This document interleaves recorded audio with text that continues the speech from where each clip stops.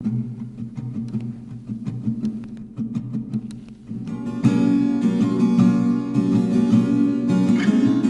wind blew cold that morning, threading through the trees like a warning whisper delayed. Jessica was nowhere to be found. It had been a month since Habibi last saw her. Each day stretched thin and fragile like paper soaked in rain. His memories of her began dissolving at the edges. Her voice, her laugh, her steady presence. It all drifted further from reach as though time itself was trying to erase her. Kheira watched him unravel quietly. Gabriella tried to tether him to the world with gentle routines, and Sabiq lingered in silence, sensing that Habibi's grief had its own gravitational pull. None of them could reach him. The absence Jessica left behind was too vast. Then Jessica returned. She arrived with a smile bright enough to ignite dead stars.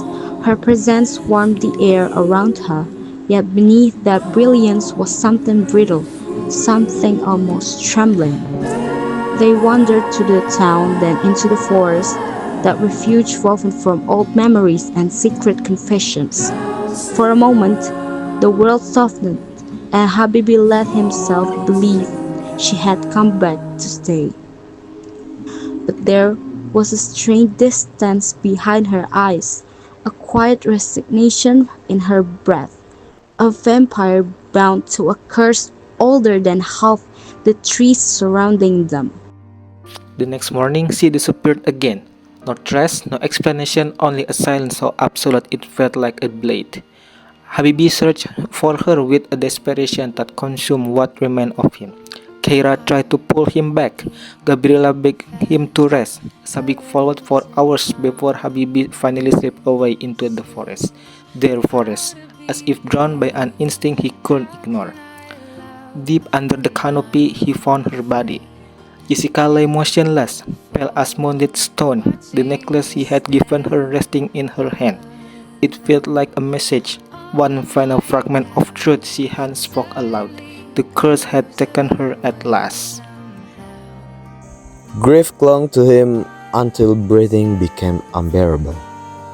He knelt beside her, hopeless and hollow. And when the world blurred beyond recognition, he let himself fall into the same silence that had claimed her. Hours passed, then the fourth exhale. A faint stir ran through Jessica's finger. She rose with unfamiliar strength, buzzing beneath her skin, the curse loosening its grip like a chain dropping from her shoulder. But the sight awaiting her was a devastation she was unprepared for. Habibi lay beside her, still as the dead leaves beneath him. His face held a tenderness that twisted into something unbearable. The curse demanded that the man she loved would die, and Habibi, human and fragile and foolishly brave, had fulfilled it not by fate but by choice. The warmth of her smile from the previous day collapsed into a hollow edge. She would leave, and he would not. The forest held its breath, witnessing a sorrow centuries in the making. Yet nothing lessened the weight inside her. If immortality was a kind of kingdom, she ruled it alone. One night, centuries after she lost him, Jessica returned to the forest where he died. The earth had shifted, the great tree had grown thicker, its roots twisting like ancient veins beneath the soil. Yet the place felt the same. Memory preserved it with a kind of ruthless clarity. The necklace she had left behind still rested at the base of the tree, half buried but untouched by time. For a moment, the centuries fell away. She felt the echo of his presence, warm, human, possibly fragile, like the ghost of a heartbeat pressed against her memory. She closed her eyes. Immortality stretched long before her, endless and uncertain.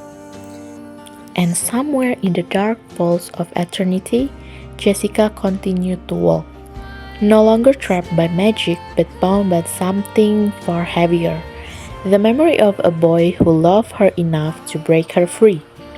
As the wind moved through the forest, it felt as though the night itself whispered his name, quiet but unforgotten, woven into her endless path.